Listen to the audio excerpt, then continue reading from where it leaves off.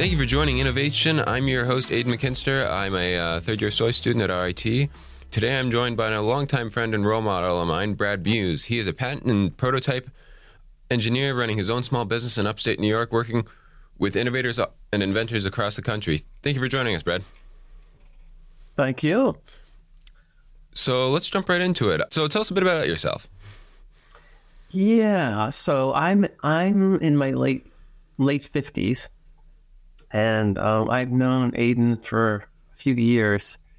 I worked for his parent at the HWS colleges down here at one time, and I met him. I was probably, like 8 at the time, maybe? Yeah, he was younger, but I noticed that we had a lot in common, and so it's been fun. We do some projects together. I'm originally from Boston, and I have a PhD. I have a lot of degrees, probably more than some of your professors. But the one that I like the most is my associate's degree, where I went to Wentworth Institute of Technology, WIT, and that was the most fun because I was involved in welding. I was involved. Oh, that's awesome. Yeah. So, but then, over the years, I went to grad school, and I had a few failures that, caused me to redirect. And so I started moving into more of inventing and innovation. And so here I am. I work with inventors all the time in startup companies and small startups. Rolling right into that. So how did you get started in the patent and prototyping industry? Yeah, when I first met you, I was developing some of my own products. And then I was writing my own patents for those because I'm a little arrogant, and I thought, I can do anything. And so I started writing. And then some people asked me to actually write some patents for them that were locally here. And so I said, maybe I can try to do this. And when I was young, like your age, I started with AutoCAD. My dad was a draftsman, and I used to watch him. And so when I was at WIT, I got exposed to AutoCAD Release 9 when there was no Windows, and everything was typing. All the commands were typed. Oh, that's awesome. Okay. So now, so that served me well because I can do the illustrations. And then in school, I picked up so much writing, which is so important. So I have this unique skill of the writing and the illustration, and it comes together. Whereas you have people who are involved in patents, like attorneys. First of all, half of them can't write.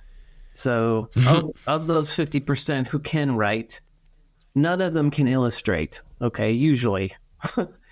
So my niche is that I bring the writing and the illustration together cohesively, and it's kind of this niche.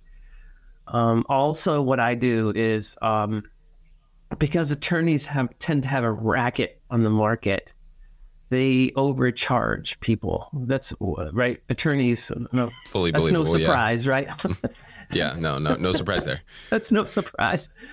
So people who are inventors, and usually startups, don't have a lot of money to begin with. So they look for people like me who can kind of act like a ghostwriter, and then they give my work. I do the heavy lifting, and they hand it off to an attorney to clean it up, and then Gotcha. they can pay them less. So it's worked out. It's a niche where, So that's kind of brings you up to speed on. That's awesome. So running your own business like that, what's your day-to-day routine like? So how's your workflow? How do you go about getting clients, and such? Yeah, I'm on a couple of platforms. I'm on Upwork and Fiverr, and then I have my website. Excuse me. And I thought it was a joke back when I started this 7 years ago, but I started getting hit up for work a lot. And I realized, okay, this is the future, and it's real. And so I got more and more into it. And now it's kind of evolved and grown. And if there's anyone interested in being a freelancer, it's really all about getting your reputation, your online reputation score high. So I used to charge really low. I lowballed everybody, but then as my ratings got higher, I was charging a lot more. And so that helps, once you get your reputation established, then like with these online platforms, you usually look a lot for work. Like you're always pinging other people. But as your rep grows, then they start to ping you and you don't have to work, you don't have to look. And so every day, my daily life looks like answering about 4 emails a day, people wanting for me to work for them, do something for them. And usually I'm rejecting half of them because they're a little ridiculous. But what's nice is that the algorithm for these platforms will put me in front, which is pretty cool. And I'm very grateful for that. But yeah, usually I'm talking to people, on the phone about what they want me to do. And innovators are fun to work with. They're awesome to work with because they're kind and they're respectful and they're kind of dreamers. They're dreamer people, and they and I work with a lot of CEOs and owners of companies. So I don't work with people who are not nice, which is such a refreshing thing, because when you get out in the grind, there's so much office politics and there's so much awfulness of competition. And so as an entrepreneur kind of freelancer, I get to work with nice people. That's probably the best thing about it, I think, because it makes life less stressful. And they're creative, right? They're always, and they think open-mindedly. They're not confined to the profit box. They're into discovery mode. They're like researching. So my day-to-day is, constantly writing, constantly illustrating. I'll go from talking to a client about a patent, and they'll say, oh, I need this. And I'll say, oh, I can do that. Do you need a prototype? Oh, I have a 3D printer. I'll do that for you. Oh, I need a trademark. Oh, I can... we'll set you up with a trademark. I can do that for you. So I'm constantly kind of parlaying what I do into other things to get more money, right? What is your advice for people who aren't filing patents? What's the thing that you're seeing helping or hurting innovators who aren't filing patents? Yeah, I think it's mostly they don't know what they don't know. They don't know what the pipeline's all about. And it is like what you said, it's like this workflow pipeline of patents of there's pitfalls involved too. And sometimes patents aren't needed, so I'm often helping I work with attorneys, and then I work with people who don't know anything about patents. And for those folks, I try to handhold them through that process. And some of the things to watch out for if you're an innovator and you're thinking about patents is kind of, there are these, first of all, they're really expensive. But there's this, what they call the provisional patent. And that is a conceptual document. It's not really a patent. It kind of describes the invention. It gives the person a year to work on things and make it work. Okay? Oh, okay, interesting. Yeah.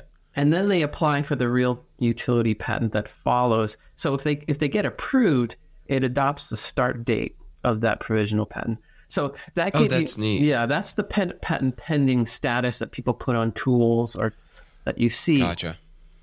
But it expires in a year. But some companies, I could go on and on about this, but some companies use the patent pending to ward off other people. And then on Amazon, for Amazon sellers, they often get bumped because some idiot comes on and says, oh, I have the patent on this product. Well, when you get in an Amazon fight, if that person has patent pending status, they can use that in an Amazon battle to get the other person to back off. Amazon battle being like counterfeit products on Amazon and things like that? Absolutely. Yeah. Like, particularly people come to me from Amazon saying, I got bumped. These Chinese people are bumping me off of my product and I need it fast.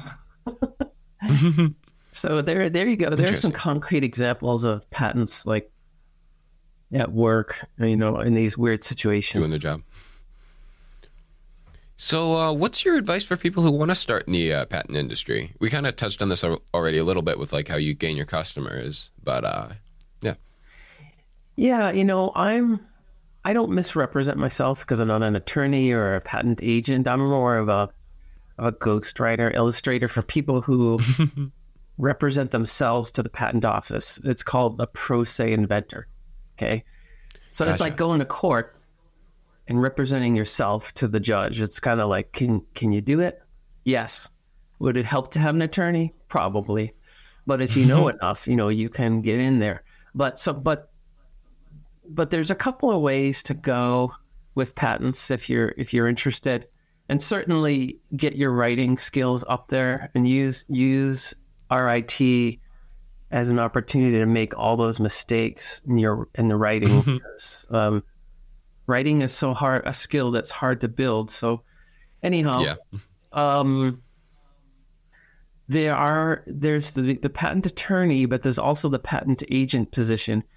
I think the patent agent is kind of what I am, whereas the patent attorney goes into litigation and to court. Gotcha. But certainly to pass the bar exam, which I haven't done, the cat up there. They do require like the basics in science. Like there's this whole, cadre of courses that need to be taken. And so I would definitely go for hard science if there was an interest in being a patent agent. And they do make tons of money. They make way more money than I do. So but the exam, it is only like, I don't know, half the people can pass it. It's just ridiculously difficult. And it's really unfortunate and that's where my niche comes in, because innovation in America is so desired and valued, but yet we have these attorneys who are kind of hovering over innovation. And that's another topic though. Second podcast. Yeah. So how have you seen the patent industry and innovation itself change since you entered the industry? Given like the rise of AI, cryptocurrency blowing up, all sorts of that stuff, like how have you seen the industry shift? Yeah, that's a really good question. That's an excellent question. I'm interested in crypto myself personally. I don't have a lot of it, but the interesting thing about blockchain is that it's so much more than just fintech and monetary. Blockchain is like that decentralized network, and it can be used with IoT in so many ways. And it has exploded. And so a lot of my discussions when I get involved with people to kind of boost novelty, I'm usually involved in electromechanical devices and products, medical. And so I always have these conversations about, well, think about tracking, think about blockchain. And I always have to convince them, look, it's not just about crypto. It's this decentralized network where everyone gets notified. So there's, it's more than just money. It is. It's more than money. And I think it's the future, certainly. Because and then that's interesting, because some people pull me in to say, comment on what you think we should do and what we think we should add to this invention. And so we have a lot of discussions about blockchain. But you're right about the other issue you raised about AI, which is it's completely disrupting everything. And I think that your generation is the last non-AI generation. You're going to be looked at as, people who existed before AI, because it's just rolling over the landscape, and it's just it really is unbelievable. But certainly a lot of the inventions that I'm involved with, we build in AI as part of it. Gotcha. The interesting thing kind of crazy. Yeah. Oh, I was gonna say it's kind of crazy. Like we've reached the point and where some of my professors are now suggesting using AI in classes. Like I have one of my business professors. He was like, "Yeah, take all your data, throw it in Chat GPT, and see what it says about it. Like have it give you a summary." I just think it's funny we've reached that point. Yeah, it's interesting that you say that too, because that is taking over. I mean, it's taking over everything, or pretty much. The patent world too is that you can put in a few phrases and it'll write a patent for you. Really? Just recently, though, I found that it made horrendous errors. I threw in. Definitely believe it. Yep, I threw in an abstract and a background section, and it wrote some claim. It wrote what they call a claim set from that, but it started to insert new elements that were never mentioned. And I was interesting. Like, yeah, what the hell is going on? I was shocked. And so the other thing too with AI is that I can't write patents using AI because that's intellectual property that is now leaked to open AI systems or something? Yeah, open AI. So I work under NDAs all the time. I'm Gotcha. under non-disclosure agreements where I can't tell anybody what we're talking about. So if I use AI, it goes directly out to that company, and I'm liable. So even if they claim not to save it, it's definitely saved somewhere in the cloud. Yeah, then I put it somewhere else, and it's like, oh my God, I can't do that. So, but a big question about AI and like, I think companies are salivating over AI, right? But then there's the issue of, well, it's just my AI. I don't want to be part of the big AI because my stuff is my secret sauce and I make money on it. So give me AI that's built in-house so I can use it just for myself. So, but I wanted to leverage all that great AI out there. So I think there's this dichotomy, a juxtaposition of struggling of, how am I going to use it? I want to profit. I want to get rid of all these workers. I want to make money, but yet, I don't want to give away my stuff. Like, I think they're all struggling with AI in that way, and academics too. Like you just mentioned, is there going to be a need for college in the future? I don't know. Yeah. I was talking to a friend last night. I think he's a CSEC major, but he had one of his professors said, okay, this assignment, take and write this code with ChatGPT. But apparently he was just kind of giving him all completely wrong code that didn't actually function how it was supposed to. But the assignment was figure out what prompts it takes to get this code. That's really good. Yeah, because prompting is another career altogether, apparently. Yeah, it really is. With the rise of AI and just all that change that's going on in the innovation and patent industry, what direction do you see innovation moving? We're 10 years from now, what do you think the big thing will be, and how will we have shifted? Yeah, that's a good question. It's hard to know where it's all going, I guess. It's a big question mark. I mean, I'm thinking that for patents, there'll be sectors of AI, because AI has its own agents that teach itself, right? So you have this main AI that's running agent AIs to learn more and teach more. So I think there'll be flavors of AI for different fields, and then they'll kind of brand it that way. Gotcha. You know what I mean? Yeah, that makes sense. Yeah. Yeah, but certainly it's a disruptor. It's disrupting, and it's concerning to me too, because it's, I write, and I think AI does. AI can do it very quickly, but it's still in its nascent, early stages, and I think it's gonna right now. It's expensive if you go for those other platforms. Yeah. Yeah. So that kind of leads perfectly into my final question. So what does it change for you as a patent writer? The introduction of AI becoming so popular, and how does it change the way that you'll have to market yourself and run your business? Yeah, it's caused me to think of pause a lot. Like currently, AI can do some amazing graphics work, But as far as like engineering, like generative design is making its way to solve like structural issues in design work, and it's more kind of this bio design that goes on in 3D. Yeah, but as far as like 3D modeling for specific clients, I'm just not sure that part is there yet. So we're still good ways out. Yeah. So what I do is I'd say 50% of my work is patents, but the other 50% is like 3D work and 3D printing and illustrating and user manuals and that kind of thing. So I am, but you're right. I'm concerned. And so I'm always reaching out to learn something new so that I can bring that skill to the front. Like today I was looking at Plastique. It's a competitor to Blender. So yeah, so I'm always trying to keep ahead. I'm trying to keep my eye on the ball when it comes to AI, to what it can't do, so that I can, be useful. Yeah.